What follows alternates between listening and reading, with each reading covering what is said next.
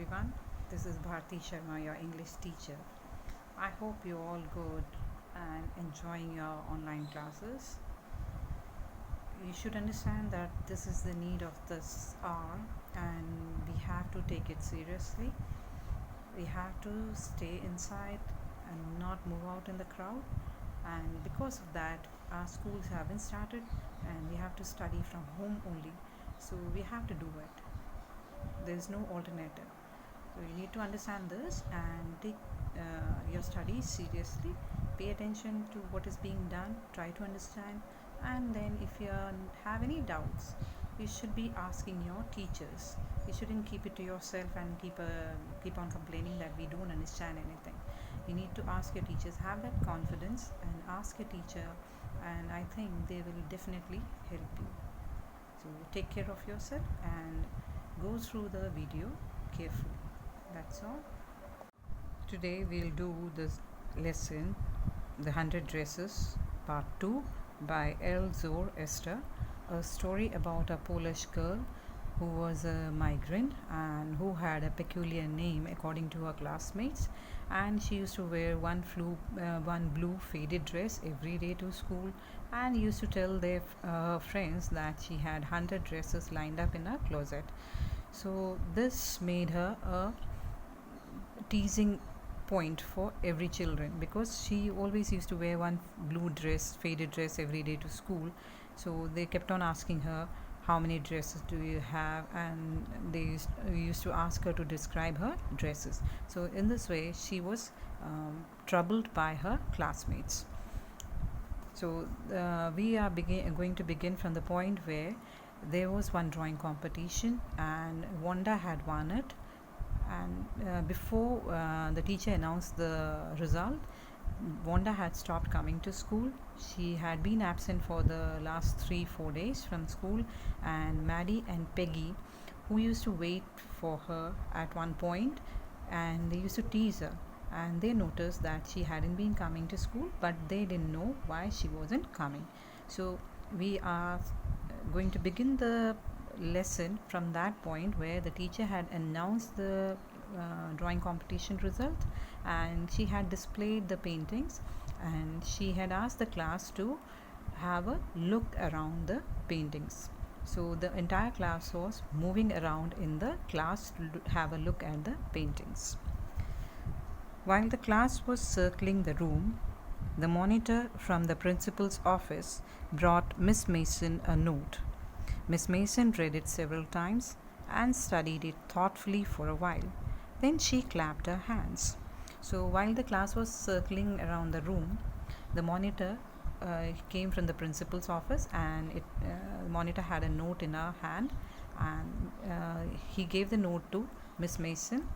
So Miss Mason read the note several times, and then she studied it thoughtfully. That is, she couldn't believe when she read the letter, she couldn't believe the content. So she read it several times and she was lost in thoughts, and then she clapped her hands. Why did she clap her hands? So that the entire class will be quiet and will pay attention to what she wanted to say. Attention class, everyone back to their seat. When the shuffling of feet had stopped and the room was still and quiet, Miss Mason said, I have a letter from Wanda's father that I want to read to you. So she asked the class to pay attention, and she asked them to get back to their seat. And when the shuffling of the feet had stopped, shuffling is this noise made by the movement of feet. So and the room was still and quiet, Miss Mason said, I have a letter from Wanda's father. So she told the class that she had a letter from Wanda's father, and I want to read to you. That is, I have got a letter from Wanda's father, because Wanda had been absent for 3-4 days and no one knew why she was absent. So they were all wanting to know, and Miss Mason also wanted to tell them what Wanda's father had to say in the letter. Miss Mason stood there a moment, and the silence in the room grew tense and expectant. So Miss Mason didn't immediately read out the letter. She just stood there for a moment, and the silence in the room, it grew tense. All were getting tense, as to what was there in the letter and why wasn't Miss Mason reading it out immediately. And the silence was expectant. That is, they were all expecting Miss Mason to read out and tell them what had happened to Wanda. The teacher adjusted her glasses slowly and deliberately. That is, the teacher took her time to read out the letter. She first adjusted her glasses slowly and deliberately, that is, on purpose. She didn't hurry, she just took her time. Her manner indicated that what was coming. So the children could understand what was coming is children could understand what is going to be read in the what was there in the letter. That is, what are they going to hear by Miss Mason. This letter from Wanda's father was a matter of great importance. So by seeing the manner of Miss Mason, that is the way she was taking her time to read out the letter, the children could understand that this letter was of importance. That is, there was something important Mr. Wanda's father had to tell them. Everybody listened closely as Miss Mason read the brief note. Dear teacher, this is Wanda's father's letter.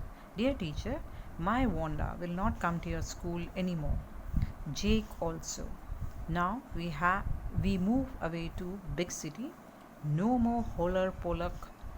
No more ask why funny name. Plenty of funny names in the big city. Yours truly, Jan Petronsky. So Wanda's father had addressed the letter to Miss Mason, and he had wrote in the letter that my Wanda will not come to your school anymore. Jake also. Who's Jake? Jake is Wanda's brother.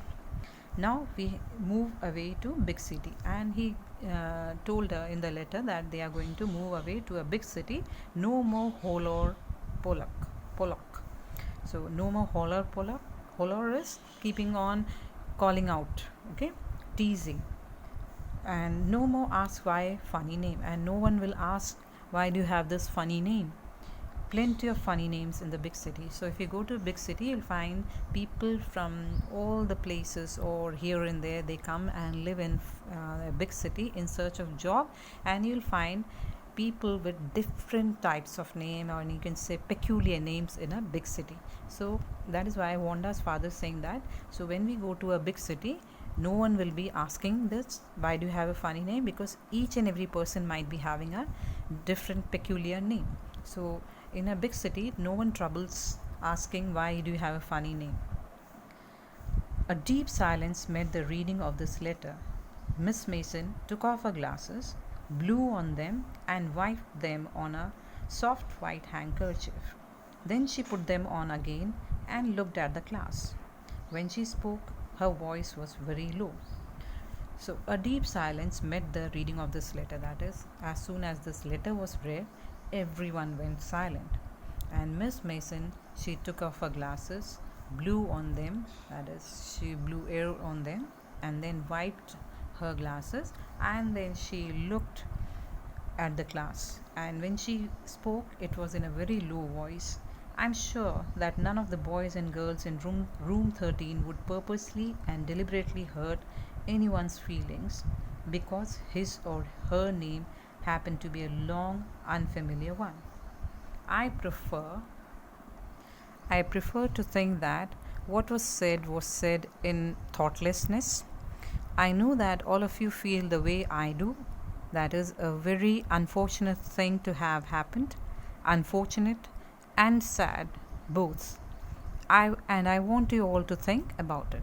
So Miss Mason didn't scold the children. She said that I'm sure that you mustn't have done it deliberately. None of the boys and girls must have teased her deliberately, and because she had a unfamiliar name. And she said that I believe, or I prefer to think, that you must have done it because of your thoughtlessness. That is, you didn't think that Wanda will get hurt or wouldn't like it the way you were teasing her for her name. And then she asked her class to think about it carefully, that whatever you have done, to think about it carefully and to see to it that how can they amend it, and in future they won't do it again. So this is what the teacher had to say. Miss Mason had to say to her class. She didn't scold. She tried to make the children think about it, that what they had done, what damage had it caused. So this is all for today. Thank you. Read it carefully and try to understand.